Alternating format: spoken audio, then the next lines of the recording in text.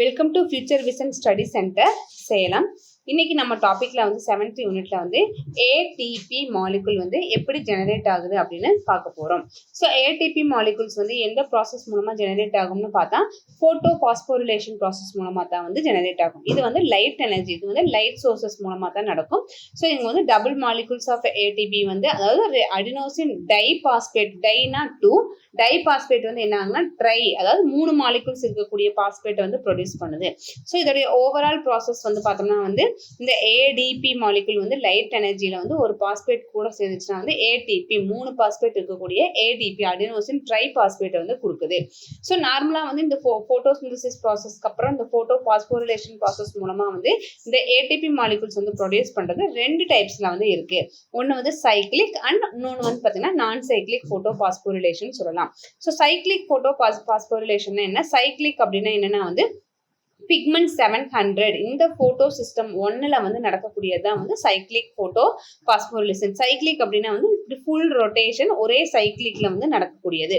So இந்த cyclic process மூலமா தான் வந்து என்ன ஆகுனா வந்து ஜெனரேட்டிங் த புரோட்டீன் கிரேடியன்ட், அதுல வந்து ஏடிபி வந்து ப்ரொடியூஸ் ஆகும். ஸோ இந்த ஏடிபி சிந்தசிஸ் பண்றதுக்கு பேர் தான் வந்து என்னன்னு சொல்றாங்க அப்படின்னு பார்த்தோம்னா வந்து ஹெமிஆஸ்மோசிஸ். ஸோ ஆஸ்மோசிஸ் அப்படின்னா வந்து சவ்வூடு பரவுதல் அப்படின்னு சொல்லுவோம். ஹெமிஆஸ்மோசிஸ் அப்படின்னு சொல்லுவோம். ப்ரிடாமினன்ட்லியா வந்து இந்த ப்ராசஸ் வந்து எங்கே நடக்கும் அப்படின்னு பாக்டீரியா செல்ஸ்ல எல்லாமே வந்து இந்த சைக்ளிக் போட்டோ பாஸ்போரிலேஷன் ப்ராசஸ் வந்து நடக்கும்.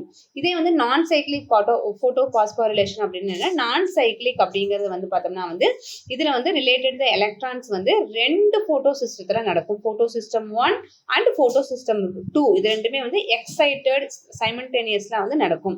So the electron it's will be releasing. இந்த போட்டோ சிஸ்டம் வந்து 680 வந்து செகண்ட் போட்டோ சிஸ்டம், 700 அப்படிங்கிறது வந்து ஃபர்ஸ்ட் போட்டோ சிஸ்டம். அப்போ ஃபர்ஸ்ட் போட்டோ சிஸ்டத்துல இருந்து செகண்ட் போட்டோ சிஸ்டத்துக்கு வந்து என்னங்கன்னா எலக்ட்ரான் வந்து டிரான்ஸ்பர் ஆகி அந்த ஏடிபி சிந்தசிஸ் வந்து ஹெமிஆஸ்மோசிஸ் ப்ராசஸ்ல அது சிந்தசிஸ் ஆகி மறுபடியும் வந்து எலக்ட்ரான் வந்து இட்ஸ் வில் பி லாஸ்ட். மறுபடியும் அது என்ன ஆகுனா வந்து போட்டோ எக்ஸைட்டேஷன் ப்ராசஸ் மூலமா வந்து ரிமைனிங் மறுபடியும் வந்து சிஸ்டம் 2க்கு வந்து கீழே வரும்.